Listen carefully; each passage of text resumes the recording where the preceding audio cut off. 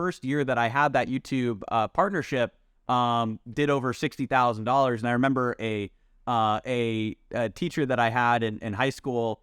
I was just talking about it, and I remember a teacher overheard that, and they said, "There's no way you can't be making $60,000 from YouTube." And I said, "Oh yeah, I am." Like, look, like it's YouTube ad revenue. They pay you for getting these views. And I remember his face kind of went white. He was looking at it, and he said, "That's more than I make."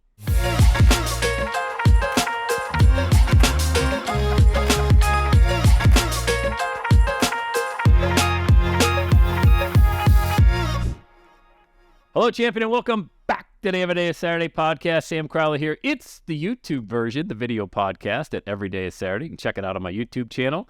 If you're listening on the audio version, 226 countries around the world, welcome back to the show. Got an amazing guest, man. I cannot wait to dive into this guy, Aleric Heck. Let me tell you about Aleric.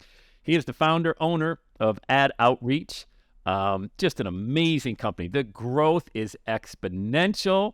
And this guy, I'll tell you what, also, he is one of the smartest people I know. And the one thing I know about Aleric, I have not been able to challenge him intellectually. So I know he's going to challenge you intellectually. But we're going to talk about entrepreneurship, the journey, overcoming adversity, YouTube ads, all of that great stuff. Aleric Heck, it is so awesome to have you inside Saturday Nation, brother. Oh, thank you so much, Sam. I'm so excited to be here. This is awesome. Yeah, so I was with Aleric a couple weeks ago down in Austin, Texas at the world headquarters of AdOutreach. That is a nice hookup. First of all, Austin is beautiful. I can't believe how much it's grown over the past. I was there one time 10 years ago, and it felt like I was in a completely different city. So, dude, you got it going on down there in Austin. Yeah, it's amazing. Moved out here a couple of years ago now, and I was actually in the Boston area myself back in before that, and then kind of moved out here, and it is so amazing. It's such a great city, so many entrepreneurs. Such a great energy out here. And I'd always dreamed, well, I'm sure we'll talk about this in a second, but, I'd always dreamed about having an incredible office, kind of buzzing energy. And that's what we have now. And you got to see it for yourself. So it's really exciting. It's been a long road, kind of coming. But now that we have it, it's incredible. Yeah, dude, speaking of that long road, some of you may be looking at Aleric saying, hey, wait a minute, he doesn't look that old. I mean, he's certainly not old enough to be running one of the fastest growing companies and the Inc. 5000, number 6, number 4 in the state of Texas, number 1 in Austin, over 6,000% growth. That's the journey, because it didn't start that way. So, hey, take me back to when you first got an iPod for Christmas, because that, I think, is how this whole crazy journey of this exponential growth started. Take me back to Christmas when you were 12 when you got that iPod. Yeah, so I remember exactly what you're saying. That's when my entrepreneurial journey started then, and I had some things before. I had some lemonade stands, kind of classic, kind of cliche, right, when I was younger. But my real kind of entrepreneurial journey started when I was 12. I got it was the first generation iPod Touch, and I got it for as a Christmas present, and I was so excited. I was got it. It was the latest tech. I loved all things Apple. I was just obsessed around it. Obviously one of the biggest companies and really incredible. And so I started to dive in. I said, wait a second, I now have this iPod Touch, and there's the ability to get all of these different apps on here. And so naturally, I was, being somebody who always loved technology, I was diving in and downloading all the apps that I could find, seeing which ones I wanted to get. There were also a lot of paid apps too. And so what I found is, other people were wondering when they got their iPods or iPhones, they were wondering, what apps should I download? And that's where I had an idea. What if I created a YouTube channel where I showed the best apps to download, especially since at the time, a lot of the apps actually cost money. And so that's where the idea behind App Find came to be. And that was, the original YouTube channel I started back in 2009, early days of YouTube. And I was on YouTube before that. I was actually I was posting, videos with friends, sketch videos. And this was, though, the actual first business YouTube channel that I built. And so I created App Find, and I was reviewing these different mobile apps, and I started to get all these views. And soon enough, thousands of people were watching the videos because they wanted to find out, is this an app I should download? Should I spend 99 cents on this app? Well, watch the video first, right? And so it was one of those things where in the early days, I was able to do roundups of, all right, here's the best apps for this or best apps for that. And people started to watch it. But when the channel really started to take off was a couple years after that, when I did my first full complete beginner's guide to the iPhone. So that was the iPhone, I think 4 or 4S or one or the other of those. And what I did was the first complete beginner's guide was an hour-long video teaching people from the very beginning how to use their iPhone. And what I wanted to do was create a video that could actually help my grandparents understand how to use their phone, even my parents, right? Getting new into technology, how are they going to be able to use this iPhone, and teaching them from a complete beginner standpoint. And those videos, at the time, those got hundreds of thousands of views, but my later complete beginner's guides have millions and millions of views. And I've taught millions of people how to use an iPhone for the first time, which is something I also feel really proud of, because it's, it's helping people out. And I get all these comments all the time. I still get comments, people saying that this is their first smartphone, their first iPhone, and people who are, in their 70s, even in their 80s, commenting and saying, thank you so much. This was so helpful. My son or daughter set this video up for me to show me how to use it, and now I can use my phone. And so it's really amazing to see that. And I think that's also part of why the channel took off, is it wasn't just reviewing apps. It then evolved into something more of helping people with beginner's guides to technology, specifically around the iPhone. So when you started doing those videos, that's such a great story. I got so many questions. I could talk to you for 10 hours. We did talk for 10 hours in Austin, but I could talk to you for 10 more. So I'm kind of curious. I've got a couple of questions around that period of your life. When you first started shooting a video, you were a really young kid. Did you have any inhibitions, or you're so young, is anybody going to take me seriously? Do I have any credibility? Because you're not Steve Jobs, so did you have any thoughts in your head I'm just going to throw this out there, I don't even care, I just want to help people? What were your thoughts when you were creating content? That's a great question. So when I was creating the content, I knew I just wanted to, originally it was just for fun. I wanted to record videos to show the best apps that I had. And before that, I was recording videos with friends. These were kind of more, the classic YouTube videos, the kind of sketch videos. And I had learned how to edit in Adobe Premiere. And I always, at the time, so I always knew I wanted to do something with video. And of course, we're going to talk about the YouTube ads and all that stuff, coming up later. But I always knew I wanted to do something with video. But at the time, I thought I wanted to be a director. That's what I thought I wanted to be kind of growing up. And so creating videos, producing videos, and being able to post it to YouTube, which I even remember right when YouTube became more widespread. And obviously, I was very young at the time, but I remember prior to that, I was doing some animated stuff too. I was posting it on Newgrounds, but then the videos would get deleted if they didn't have enough upvotes. So I don't know if people, I'm sure a lot of people might remember that or whatever, but I would post those videos, and if they didn't get a high enough like ratio, they'd get deleted. It was a crushing feeling. It's like, oh my goodness, my video got deleted. And so, but I just had to really decide to just keep doing it and getting better and better. And I've always loved being on camera. I have always loved, I guess a great way to put it is leading people. And, now I lead a team here at AdOutreach. So we've got around 50 people. We've got an amazing team. Growing up, I was in, I did a little bit of sports and things, but I was in Boy Scouts was the main thing, became an Eagle Scout, always leading people, in that realm. And so I think that it was a natural progression to lead people on video as well, and to teach them and to say, hey, here's how to use your iPhone. Here's how to use the different apps. And one of the things that I think made the channel really take off is I actually taught people from a complete beginner's guide how to use their iPhone. Here's the button to turn it on. Here's how to power off your phone. Here's here's where the microphone is. Here's how to actually make a call on your phone. No other video was talking about that. Every other video, Apple didn't even have videos talking about that. And actually, it was funny because I got contacted by there was a government agency that said that reached out and they said, we want to use your complete beginner's guide. We just got this phone right for all of our agents or whatever, all of our people, and we want to use your guide to teach them how to use this phone. It was crazy. I was like, what? That's amazing. Of course. And so, so it was just, it was an incredible experience, and I was hooked. People watching the video, people that I didn't know, thousands of people. Yeah. The first 3-4 years wasn't making any money. I wasn't, it took, I think it was year 3 or 4 before I got into the YouTube partner program. At the time it was a lot harder to get into. So I applied again and again and again. But then once I did get in, then it really started to snowball from there as well.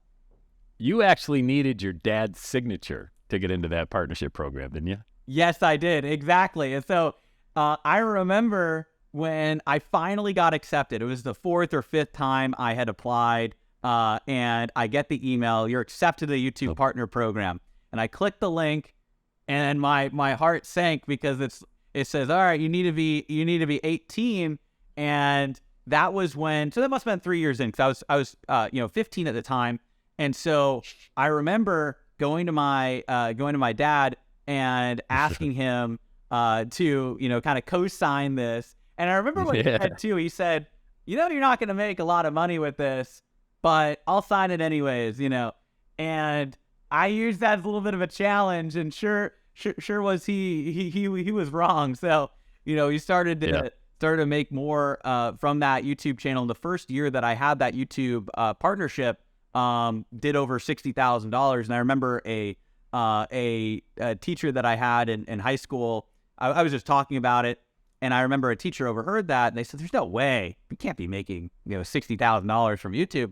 And I said, "Oh yeah, I am." Look, it's YouTube ad revenue. They pay you for getting these views. And I remember his face kind of went white. He was looking at it, and he said, "That's more than I make." And that's when I realized, that's when it hit me that I actually had something special that was pretty exciting. And again, obviously I'll be the first person to say I think that teachers are underpaid. I think they should be, paid a lot more. So, but at the same time, that's when I realized, wait a second, I have something here, and I was able to keep scaling that up. And then all of a sudden I got these sponsorships, and that's what took the YouTube channel over 6 figures. Is I was able to supplement the income from YouTube with sponsorships. And so all of the other people on YouTube, what they were doing is they were going in and they were signing up with these agencies and these agents and things like that. And I looked at that and I said, well, why would I give 50% of my income? It was just, that was the deals that were being offered at the time, at least for creators that were my size, because I was in that mid-sized creator, right? Even still, it's even still like that YouTube channel's always kind of been, ever since obviously once I scaled it the first time, went from a small to, but it's consistently been in what classified as like a mid-sized YouTube channel. And so the deals that those types of YouTube channels get is not the best deal. And so what I was able to do is I think I had over 100,000 subscribers at that point in time. What I decided to do was start actually doing individual deals with applications, because I was getting, and this is not an exaggeration, there was a point in time, and this is not, currently I still have some people that run the channel. I'm less involved with it now, but there was a point in time during the app heyday, we get 50 to 100 inbound emails every single day. It was insane. And so what I was doing is I had a templated response, and I would send an email back where I would say, hey, thank you so much for asking if we can review your app. We have limited spots. We'll take it into consideration. That said, if you're interested in sponsorship opportunities, just reply to this email and say, hey, I'm interested in a sponsorship, and I'm happy to send you our rate card. And so I built a rate card, and I ended up doing hundreds of these sponsorships for different mobile applications, just individually brokering them, no agency, no, third-party people, just doing it myself. And I learned so much about business, negotiation, probably not as much about sales because it was kind of just selling itself, but I learned so much about that process at that point in time. And then I was able to take that into college with me and use a lot of the YouTube revenue to help pay for college. And when I was in college, that's when I started to hire other people to join my team with AppFind. And, then I had somebody, okay, you're going to manage the emails. Here's the templated responses. And I had a business development person. And then I had somebody who was doing script writing. I taught them how to write my voice. And then I hired a video editor. And I was able to systematize the whole process during my freshman year of college. I was able to systematize the whole process such that the main thing that I was doing was running the ship and supplying my voice. But I had people writing the scripts, editing, securing the sponsorships, doing all the other pieces. I mean, that's amazing, because even in your freshman year of college, you had a sponsor wanting you to drop out of college, move to Silicon Valley, join their team, do, in this YouTube ads division that they'll create, 6-figure offer, vested stocks. I mean, all of that. And you're just a freshman in college, and you said what? So I said no. I said I wanted to build this myself. And so that's actually how YouTube ads come into it too. And that's a great segue because, so I built up the YouTube channel, nowadays has over 500,000 subscribers. I built it up. I think by that point it had a few 100,000 subscribers, consistently grew from there, but built up the YouTube channel. I'd systematized it. And so now I had been able to pull myself out. So now I had, some free time, and like many entrepreneurs, I'm sure people, listening to this can resonate. I just wanted to do something more with that free time. And so I had one particular mobile app, and I wanted to build a bigger business because I was still getting pressure from my parents who were saying, Aleric, what internship are you going to do? Yeah, you got your YouTube channel, but what's going to be long-term? You gotta go and what's your real job going to be, Aleric? What are you going to do for real? Yeah, I was still getting those questions, especially, my freshman year of college. And I think that their concern too was they knew that I was making a good amount of money from the YouTube channel, but their concern was that it was like a wave and it would, kind of potentially die out. And I also knew that I was in a linear based business where my time that I put in, even with the small team that I had, was proportional to the time that I had out. It was harder to scale that YouTube channel exponentially. And there are ways to scale YouTube channels exponentially, but it was, that was what I was running up against. It was consistently growing, but I didn't have that exponential growth like I had at the beginning or like I would have with some of the other businesses, which we're going to talk about. And so I was exploring, okay, what's next? What can I actually build here? And that's when I had that one mobile app. And so it was, social media app. They had paid me to do a video. I post the video on YouTube and they get a bunch of downloads. Like, this is great. This is the best influencer promotion that we've ever done. Great work. Can we pay you, half what we paid you for the original video to just publish the video again? So they had paid, $1,000 for the video, and they wanted to give me $500 to publish the video again a few days later. And I had to tell them, because again, I pride myself in my integrity. I didn't want to just take their $500. I said, hey, you're not going to get the results that you're looking for here. I could post this again, but if I post a video again, it's going to be my same viewers that are going to see it, and you're not necessarily going to get more downloads, right? It's posting the same thing twice. You're not necessarily going to get more downloads. It's not going to do what you think it's going to do. And so they were disappointed. They said, there must be a way we can get this video in front of more people. It's working better than anything else that we've seen. And that's when it hit me. What if I run a YouTube ad for this app and we take the $500? They're going to pay me that $500. We just take that $500 and we put it all into ads. And we run an ad for that video to get it to reach more people. And so they're a little skeptical at first. I remember I had to actually talk to somebody else in their their team. It was funny. They were really quick to hand $500 for me just to post a video again. But to have that go into ads, they were a little skeptical. But I was able to convince them. And we take that $500 and I go in, and I was completely new to YouTube ads. So I went in and I was learning it from scratch. And that's the early stage of me diving in. And this is over 8 years ago now. Basically back in 2015, my freshman year of college, I was going in and setting up this campaign from scratch, figuring out, okay, how do I target? How do I, reach people that are similar to this? And I went in and I created the campaign, and in 1 week, we got over 11,000 users for that $500. Wow. Yeah. That's amazing, man. They were, it was really cool. They were blown away by it.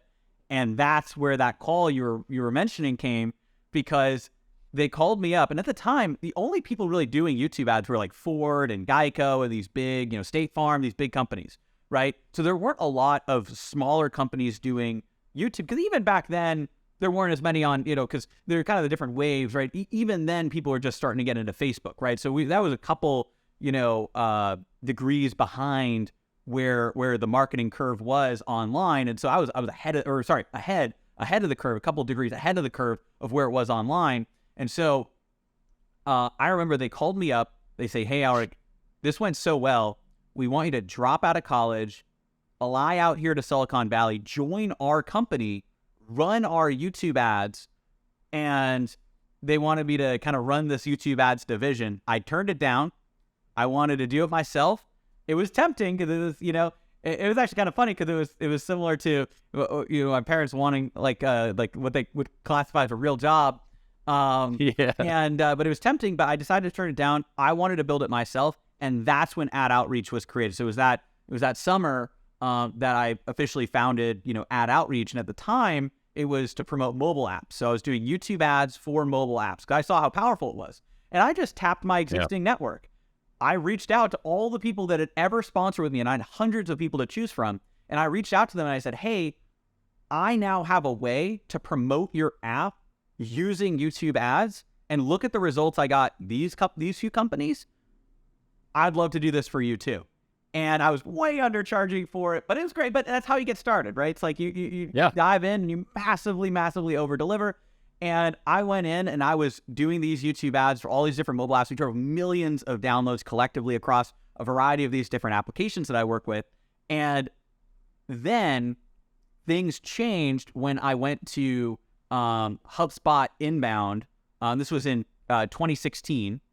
And I remember going there and I saw the ClickFunnels booth.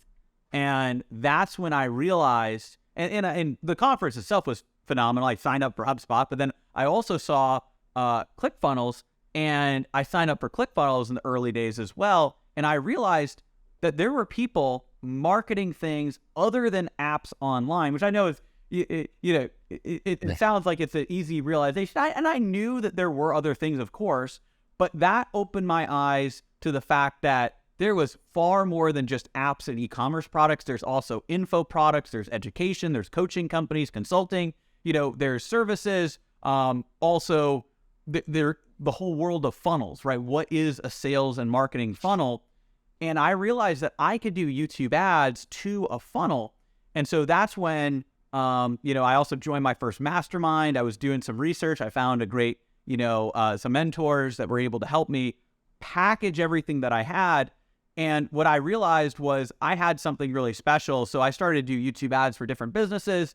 And then I shifted over into training YouTube ads, from there. And that's going to get us kind of closer to, diving into to where we are today. Obviously, a lot of growth since that point in time. But that's kind of the early phase of everything.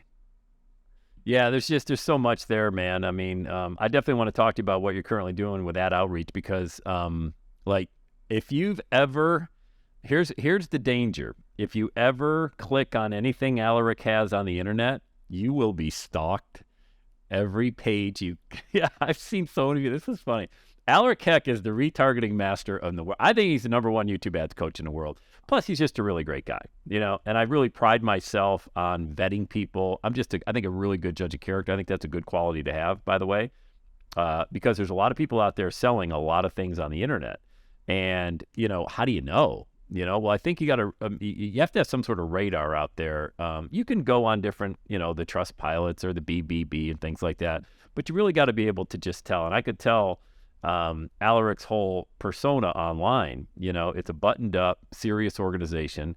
They don't go into 1,000 different things. Their specialty, as far as I'm concerned, is YouTube ads and being able to target your ideal client out there, market to them with a unique video message. But if you ever do opt into Aleric's funnel, I've seen people comment, like I was on LinkedIn the other day, and I don't spend a lot of time on LinkedIn, a little bit more now than I used to, but I see you have an ad there, and it's, hey, bet you're surprised to see me here, laugh emoji.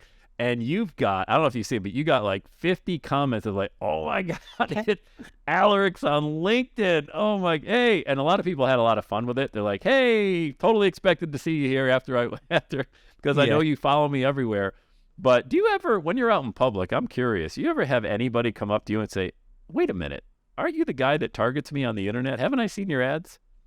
Yes, it is a little crazy. And actually, the funny thing is it happened after all of the, after I moved out here to Austin, because I was, like a lot of people was kind of, in all those, like, not traveling to a ton of events and like kind of lockdown stuff. And that's when I scaled up the business a ton and I scaled up the ads a ton. And so I moved out here to Austin 2 years ago and I hadn't been as much out and about, obviously like a lot of people for a period of time there. And that's when it started happening. I would be in a coffee shop and somebody would come up to me, say, oh, are you Aleric? Oh, I see your YouTube ad number. I was eating dinner and somebody said, YouTube ads beat Facebook ads. I didn't know you were here in Austin.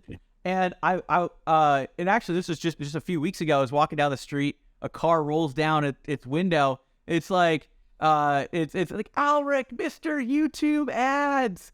And it's kind of crazy. But then I'm like, oh, hey, how's it going? And then they just kind of roll off. So I don't even have a full interaction with them. It's crazy. I go into, but then especially it really ramps up when I go into events like Funnel Hacking Live, like the ClickFunnels event. I can't even walk a few feet without having people come up. And what I love to do is I just have conversations with everybody. So I remember they have this like VIP area. I spent no time there. I would just go out and talk to a ton of different people because, there's all these people that are like where I was when I was starting out, and they just need that encouragement, and they are discovering ClickFunnels and they're getting online, or maybe they're further along in their journey and they have some more advanced questions. And one of my favorite things at Funnel Hacking Live, I'll just walk around, just have a ton of conversations with different people, and just I'm all about, and I know we've talked about this Sam, like I'm all about the ripple effect, right? So creating a massive positive ripple effect. And the more that I can go out and help other people, especially business owners, and entrepreneurs, because they're the ones that actually can create the biggest ripple effect, right? So this positive ripple effect is I go out and can impact someone, right? Maybe somebody's listening to this podcast, right? Or there's a client that I can help them with YouTube ads. They can reach more people, right? Or somebody I meet at an event and I have a conversation with them and I can inspire them or give them some advice that's going to help them with that next stage. If that helps them, then go out and whatever business that they have, go and help more people and figure out how they can reach more people and help more people. Then that creates a positive ripple effect, because then all the people that they help, they have communities, they have families, they might have their own businesses, or maybe it's helping their health or whatever it happens to be. And that's why I love that this concept of a positive ripple effect. It's just, it really is really deep in who I am. And I know we're going to get into, and I do want to make sure we have time to dive into the YouTube ad strategies and all of that. Yeah. But, I just think that's so powerful. And that's also one of the reasons that I really love what you do, Sam, is you go out and you podcast to all of these people that are watching or they're listening, and you're able to help inspire and empower and help all of these different people. And so you're creating this ripple effect. It's impossible for you to meet every person who's listening to this. You said it was 200 countries? Like, right? Yeah. Yeah. Over 200 countries. Yep. Crazy. So just think about that positive impact that has, and that's inspiring me to do potentially go out and do a podcast and stuff like that too. But I love, like, when I hop on things like this, it's one of the things that I love the most about being able to either go on YouTube with a YouTube ad, or on YouTube, or go to events, or go on podcasts, is you never know who might be watching, or who might be listening, or who you might talk to, and how that interaction that you have can set forward a really positive ripple effect in their lives and in their business and everything that they do. Yeah, I love it. You're right. And my audience here, over the past 18 years or so, they're the dreamer, the doer, the entrepreneur. They're somebody that really believes they've got a message to share. They got a story to tell to the world. I'm a little concerned about getting into the weeds on YouTube ads on this particular podcast, because we might lose them in an audio format without being able to share a screen. I want everybody, though, and I want you to walk us through what a YouTube ad is. I want to get to that in a minute, because when I first got connected to you last summer, we're talking the summer of 2022, I lost my Facebook ad account. Somebody in Vietnam somehow got a hold of my Facebook account, kicked me out as the admin, ran up a bunch of credit card charges, and I'm sitting here in the summer of 2022 without any cold traffic, without any way to get it. And I heard you on a podcast. That's how you and I got connected. Heard you on Joel Erway's podcast. Okay. And to Joel's credit, I reached out to him because I know him, and I'd done business with him in the past. Sent him an email. Said, hey, Joel, would love to look into YouTube ads. Hey, Aleric's your guy. I got nothing to do with YouTube ads. And I think that, first of all, speaks to the integrity of a guy like Joel, number one, because he could have tried to backdoor sale it somehow like that. Number two, I really respect entrepreneurs. I don't really like this phrase, but I'm going to use it in context here, that stay in their lane. Like, Joel knows what he's really good at. He's the webinar guy. He's getting a little bit into other stuff too, but he's really made his money and is really his niche into webinars. He knows what he's good at. He knows what he's not good at. So when I got connected with you, I had started into YouTube ads. I had no idea. So this was what I knew about YouTube ads. Skip. They're so annoying. Like, I try to watch a golf instruction video and up pops Frank Kern. I'm like, skip. I just, get me my golf instruction video. So I was like, am I going to be that guy who's talking about starting your podcast and people are just going to skip? But then as I started working with you guys at AdOutreach, I didn't care about the skips. That didn't matter to me. What mattered was the qualified individual that I was targeting through what you guys teach, who actually watched the 3-minute video or so and ended up going over to the landing page, putting in their name and email, watching the short video, and then booking a call with me. And I started to see the process. And then when the call got booked, I got on a Zoom call, was able to talk to them about my own mastermind. And if we have time, I want to talk about the Power of a Mastermind. So just put that up here if we happen to have time at the end to talk, because I really believe in mastermind. I was in your mastermind a couple of weeks ago live in Austin. But walk us through the psychology, number one, of how a YouTube ad is so effective. What makes a YouTube ad so incredibly effective? Because I thought it was just, these are the ones I'm skipping, man. They're so annoying, but they're really effective. Talk about like the psychological, and then we'll get into like the implementation part about it.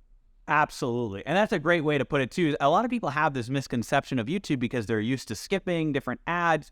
But if you actually think about it, think about the time that maybe there is an ad that you did pay attention to, right? That you did watch, that actually did capture your attention. And that's what you're going after, is to really capture people's attention when they're in what we like to call the learner's mindset. So people are on YouTube for one of two reasons, either to be entertained or to learn, right? And so what you want to do is you want to reach people when they're in that mindset, where they're looking to learn something, when they're maybe researching something, and you want to get in front of them at the right time with your ad, so that you can actually capture their attention, get them interested in exactly what it is that you do, and have them avoid the skip button. And so one of the other things too is every time somebody who is not interested clicks skip on an ad, what it does is it actually feeds the algorithm that lets YouTube and Google, and then also the advertiser, know that these types of people are less interested in this ad. And so it can actually fine tune the algorithm to help show the better ads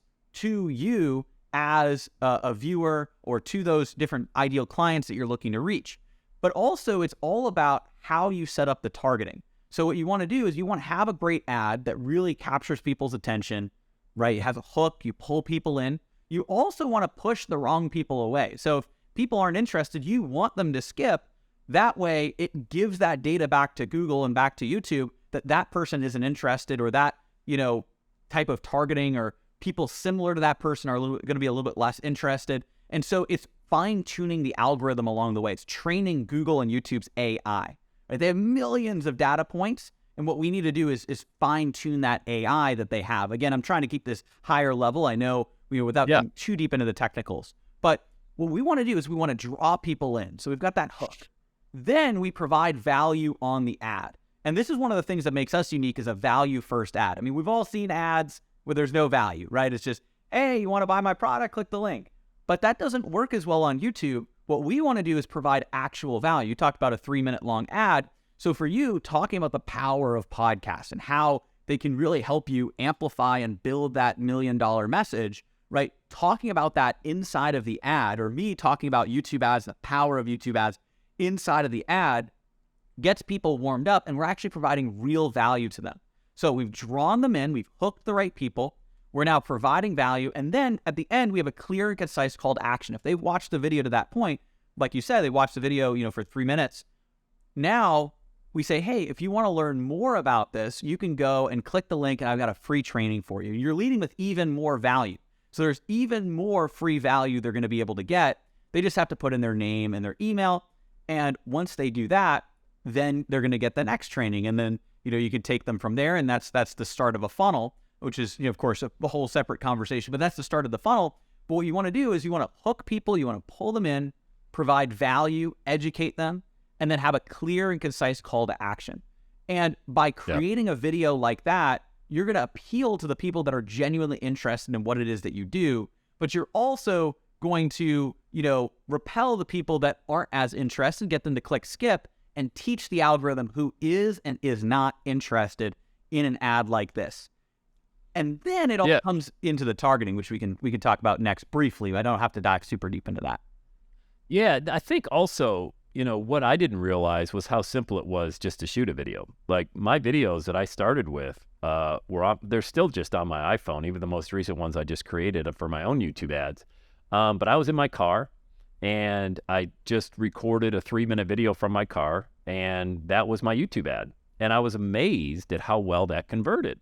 And I think, and I would love your opinion on this, but I when I see videos online, the more authentic they look, the more I'm captured by them. Like if it's somebody in their living room or their kitchen, I'm going to watch it. If it's somebody that looks professional, filtered, studio quality, I'm less apt to be drawn into that video. Is there any data behind that, or is that just the way mine worked out? There absolutely is. And that's one of the big things that we talk about, is really being what we call the authentic authority, right? Being authentic and not having to have an overly produced video. We actually have, again, what we've analyzed is we've seen people that create these very over-the-top, very produced videos, the fanciest cameras, the green screens, the white screen background, the big studios. Yep. And the problem is those videos feel just like every other ad we've been trained to tune out our entire lives, right? We've been trained, even from TV, even before all the YouTube ads, like on TV, you're trained, ad pops up, it looks overly produced, it's a commercial, you go and get a snack, right? You do whatever, you tune it out. And that's the other thing that people are trained on YouTube as well. An ad, you see an ad for Geico or State Farm, you're like, all right, it's another ad for Geico or State Farm, let me continue. But if you see an ad that feels like a YouTube video and it feels natural and it feels authentic, that right there is exactly what is going to allow you to deeply connect with your ideal client. So if somebody's watching YouTube and maybe they're watching videos trying to figure out, how do I start a podcast? And then you pop up, Sam, and you pop up and you say, hey, I want to teach you how I built a podcast with 20 million listeners, 200 countries, with your famous line, right, in the back of a Dunkin' Donuts parking lot in my car. That's right. Right? And people are watching that. That's so relatable, and you've built something so amazing. So people can relate to, I don't know, just parking at a Dunkin' Donuts or whatever happens to be. It's like, and it's the story that you talk about, right? And so I think that it's one of those things where that is just going to draw people in, versus if you saw somebody overly polished in a very professional studio and they say, do you want to do a podcast that gets millions of listeners? People might think, I don't know if I can do that. I don't know if I'm resonating with this person. I don't know if that's like, they're not going to see it as authentic. And the funny thing is, they could even be talking about less results than even you have. I mean, you have such a tremendous audience and reach here.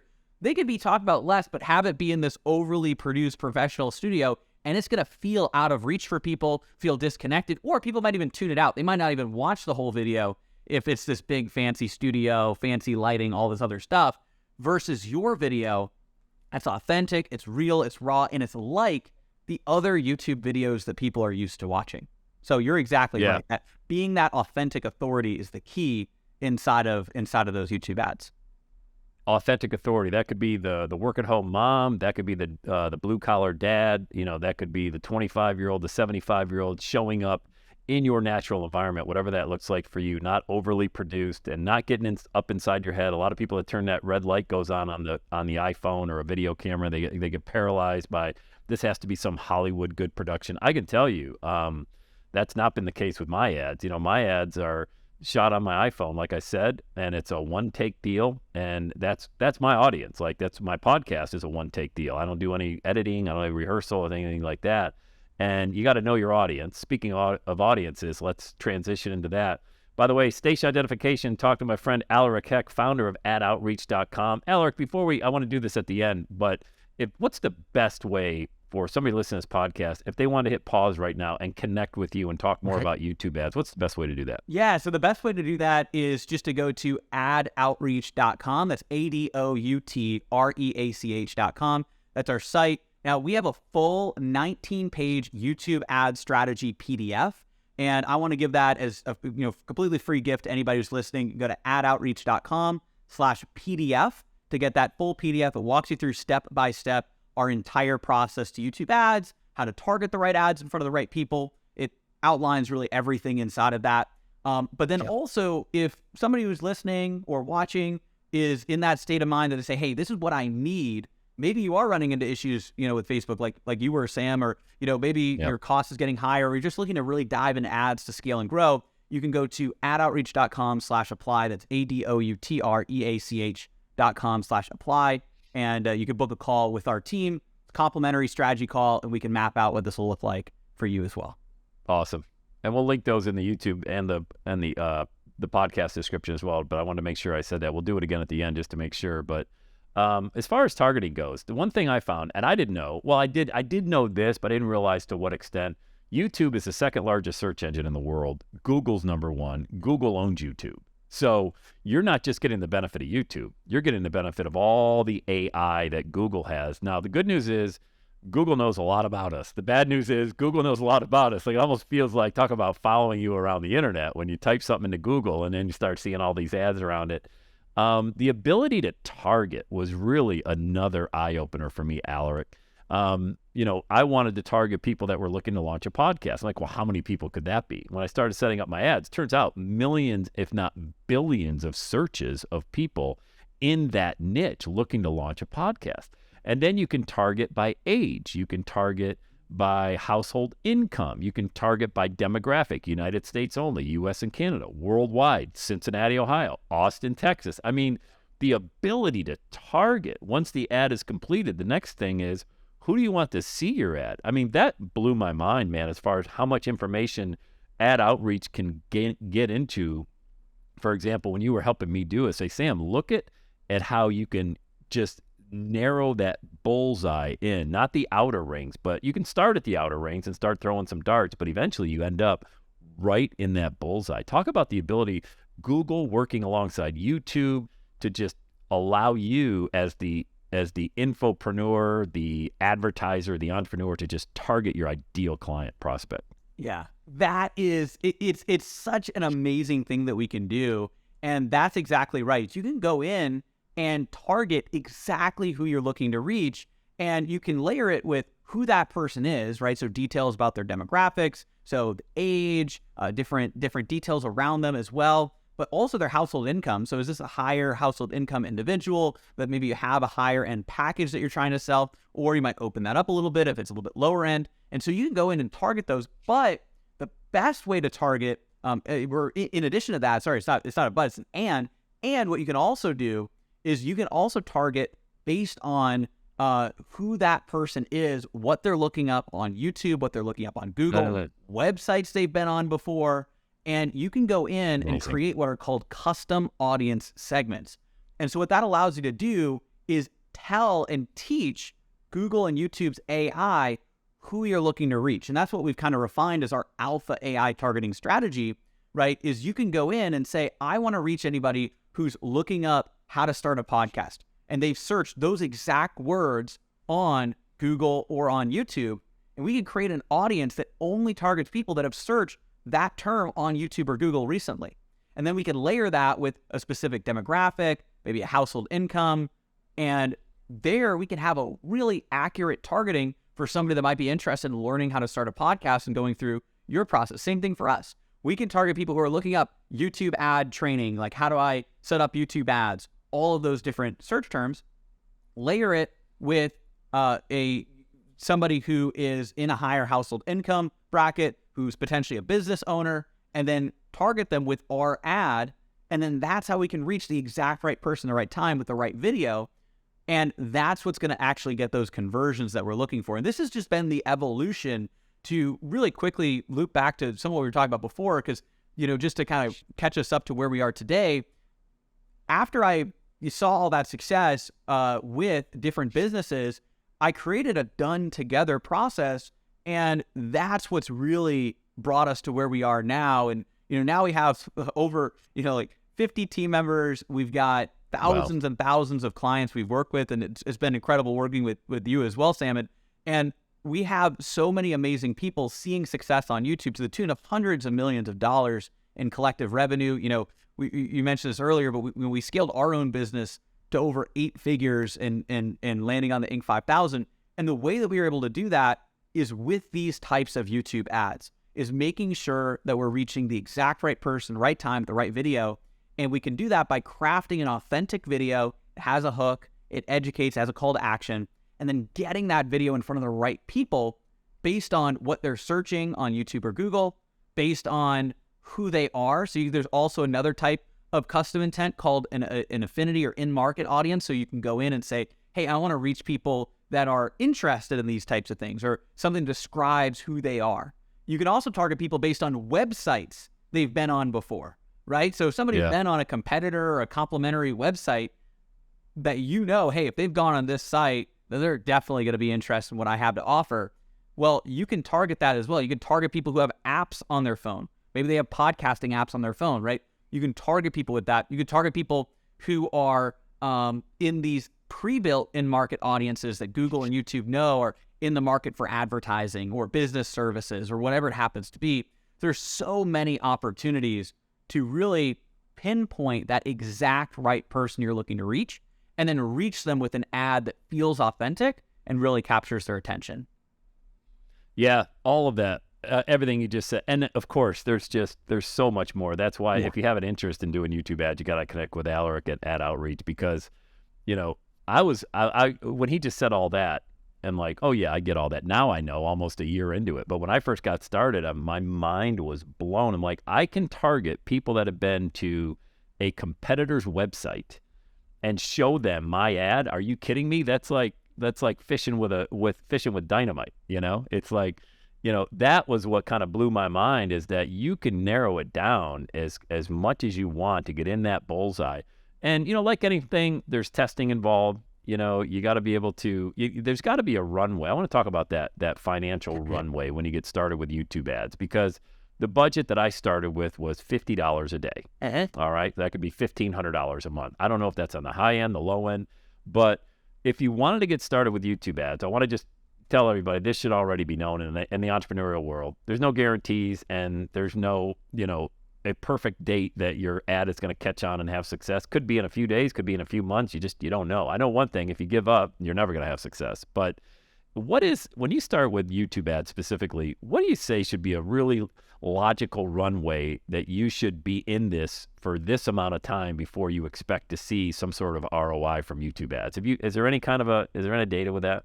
That's actually a really great question. And there's different ways to answer it, because what I want to do is I want to give you the more kind of, conservative answer, because ultimately there's people that day one, their ads are profitable and really, really successful. There's people it could take a week. There's also people that sometimes it could take a month, right? It could take a little bit of time, more testing, more tweaking, more going in and analyzing. That's why we work hands-on with clients as well, and as part of our process. Yep. And also we've got, like I said, I've got that PDF, which is a great starting point as well. But what we typically see is it's usually in that the average would be within that kind of 2 to 3 week mark. But again, there's people that see that success right off the bat. There's people that might take a little bit longer, but that's a general cycle, because what you want to do is when you launch your ads, you do want to be really testing and analyzing at least a couple times. You want to be in it daily to make sure you're looking at things, but you also don't want to make changes too rapidly. So in the early phases, you want to go about 3 or 4 days before you're making a change, or about $100 of spend. So let's say you have a $25 a day campaign. And we always recommend starting with at least 2 campaigns. So that's why, you start at 50. That's kind of like what we at least would recommend starting with. Typically we'll start our clients that are newer to YouTube ads around $50 to $100 a day. Sometimes up to 200, but that's kind of where we start normally, and then ramp up from there. But we also have clients that are at the point where they're spending thousands and thousands of dollars a day, and it just depends on the scale that the companies are ramping up to. So if you hear those numbers and you're thinking, oh, I've got a much bigger ad budget than that, well, of course, you can scale up YouTube ads. And like, we're at the spot where we're spending thousands and thousands of dollars a day on YouTube.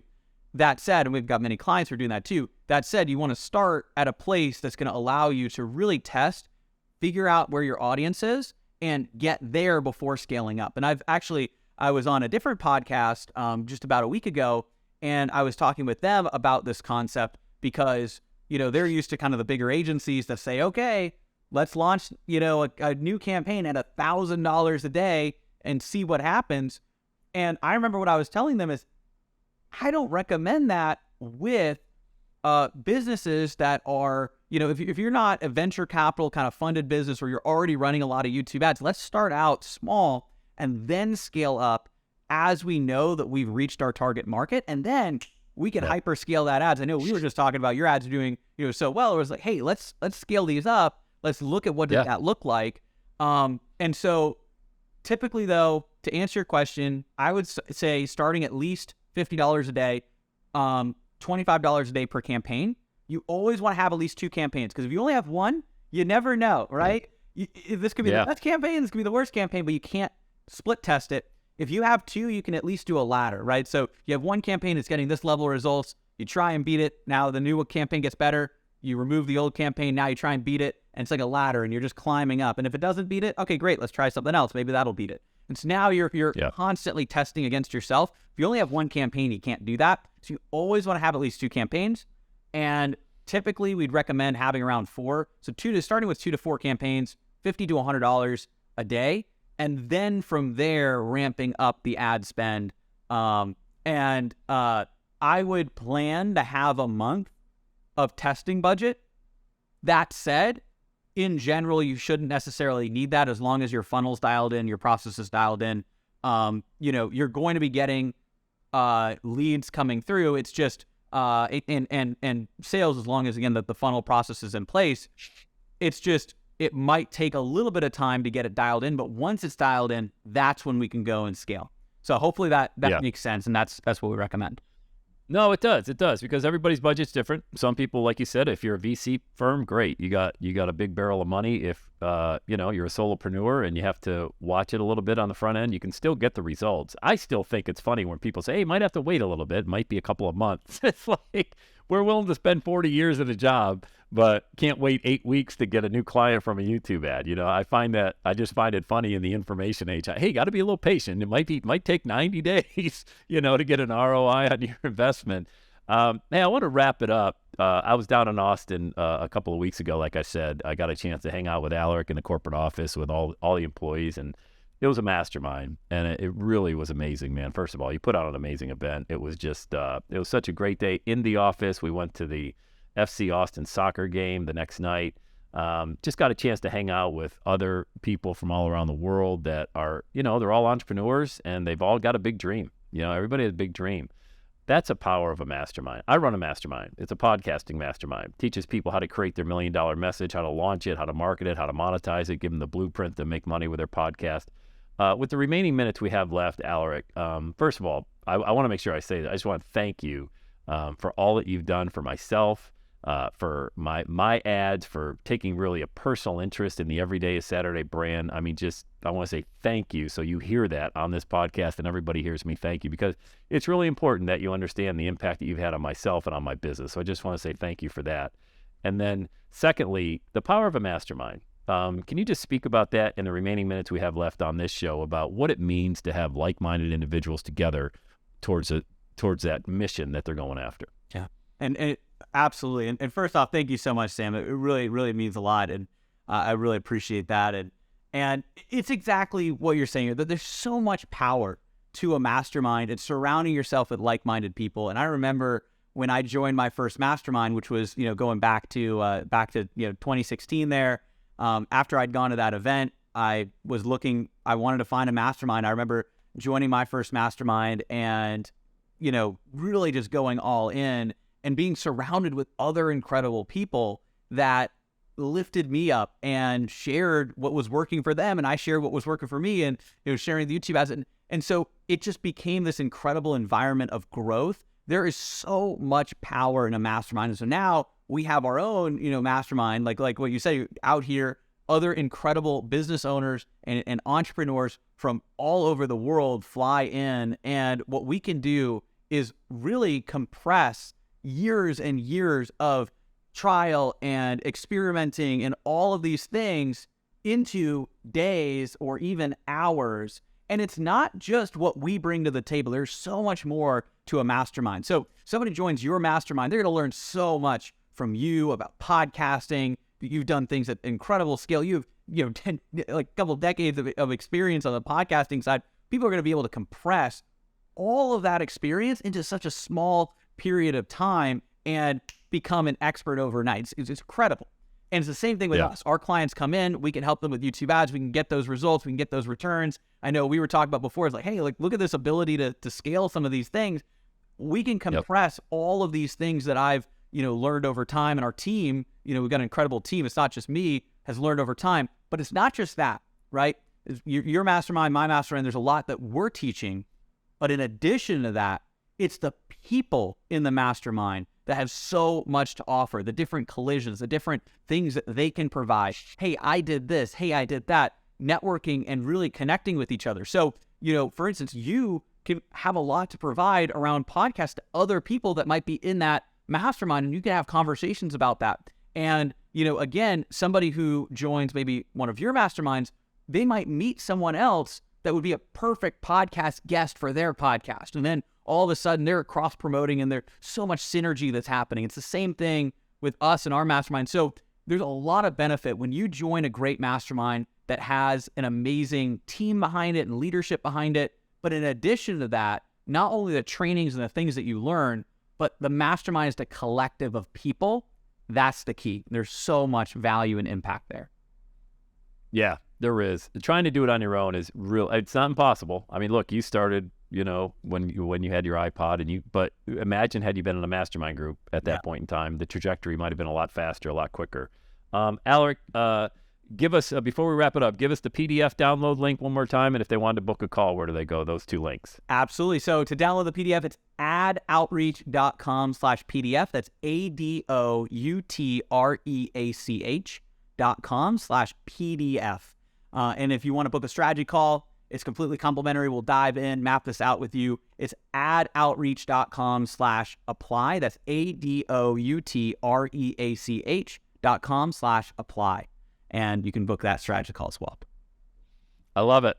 Man, I hope this is a podcast you're going to want to listen to again. If you're watching on the YouTube channel, Go back and watch it again. There was just so much gold. We could have talked. Seriously, guys, I mean, had we been able to share a screen, we could have really dived into what YouTube ads. That's what the PDF is for. That's what, if you wanted to talk to somebody at AdOutreach, you can have that conversation as well. I wanted to keep it more along the entrepreneurial mindset and talk also about how YouTube ads work in general, because that would actually be doing a disservice having the guy that I think has forgotten more about YouTube ads than anybody's ever going to learn in their lifetime. We definitely wanted to dive in. But Aleric, your ability to, to run this company, you attract the best of the best, not only as clients, but the personnel that you have in your office, and starting with an iPod and now running an 8-figure business, man. It's just so impressive. But I think what's even more impressive is who you are as an individual. And, don't ever lose that, dude, because, you'll always do well in business, but man, you're just such a solid guy. And I'm just happy to have you in my inner circle. And thanks for being on the Everyday Saturday podcast, brother. Thank you so much, Sam. Really appreciate that. Thank you for having me here. This has been incredible. Thank you. All right, everybody, that's a wrap. We'll see you back on the #1 motivational podcast on the planet. Let's go. Have the best day ever. Hey, another podcast episode in the books. Thanks so much for watching. Hey, a couple things. Number 1, make sure you subscribe to the channel so you never miss a future episode. Number 2, can you like the video? Helps all that algorithm juice get going. We're looking for amazing people like you. And when you like the video, it helps us out. And here's the last thing and the most important thing. Everybody has a story to share and a lesson to teach, and that means you. Get that message out there, all right? And make every day a Saturday. I'll see you on the next episode.